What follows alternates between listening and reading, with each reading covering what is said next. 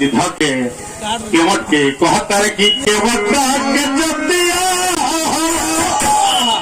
और भैया के संगतिया अतन बतिया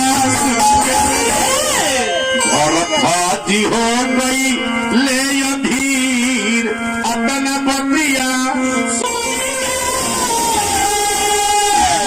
केवट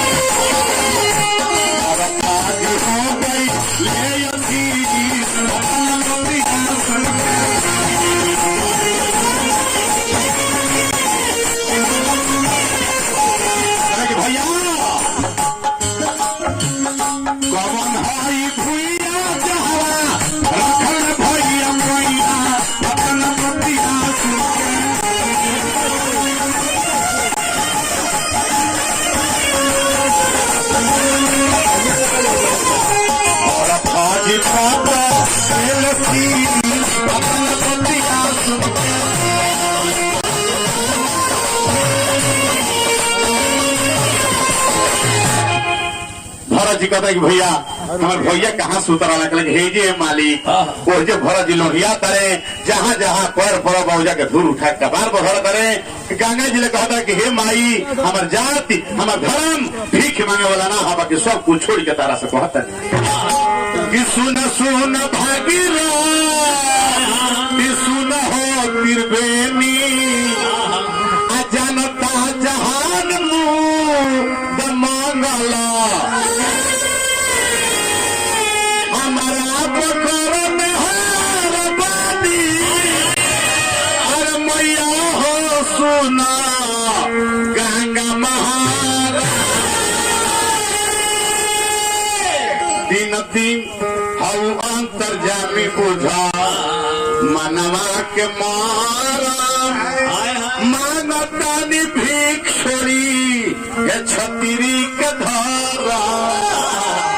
दे दबारा दान भवानी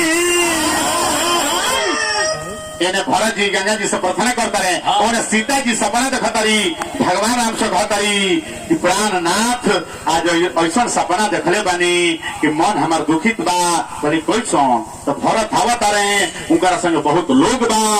सास लोग के मांग सुन हो गई बा अब भरत जी दोबारा के कांट हो गई बाने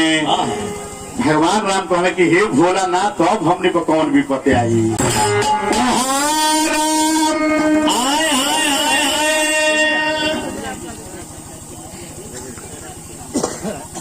दादाजी के नाम पर दिले बनी 500 रुपया बार बार बोलोगी बा शुभकामना बा ए मुखिया जी के हमने के मुखिया राम जी तिवारी बने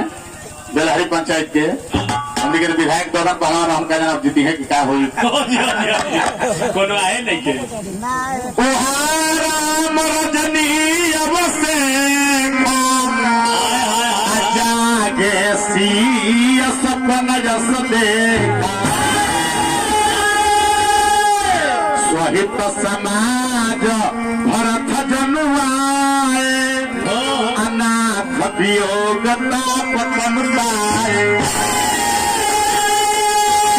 मलिन मन दीन दुखारी देख सासया नयनो खड़ा कर दे आज माइक खड़ा कर जल्दी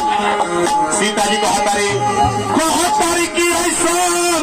अरे देखनी मिला के जोड़ी अभ्यास ही हमारा कोटिंग देखा उतरा हमारा पिला या हमारा पम्मिया जाली बजा कर वो जाने की मुंह सुना रहता है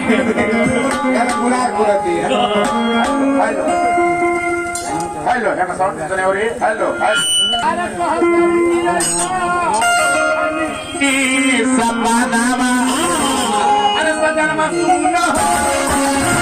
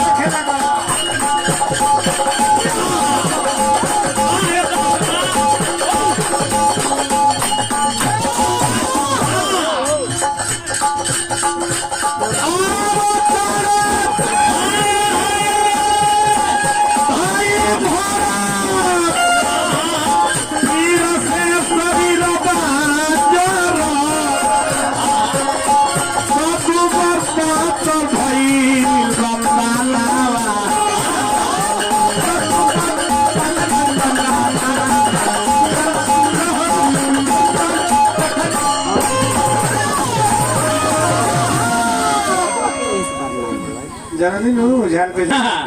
अब सीता जी सभा रखतारी अब भरत जी पहुंचत रहे सोरकोट में। अब भरत जी भगवान भी पहुंचत रहे तो पाही पाही अब पाही गोसाई तल पर कुटकी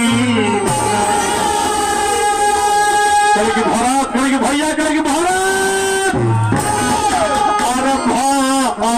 देखले रघुराई के धरती पर गिरले धाधाई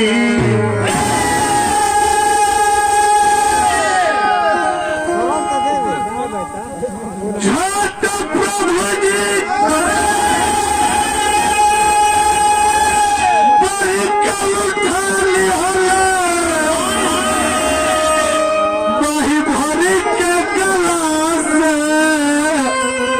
गाली हले अरे नैना छलके दोनों भाई के धरती पर गिरले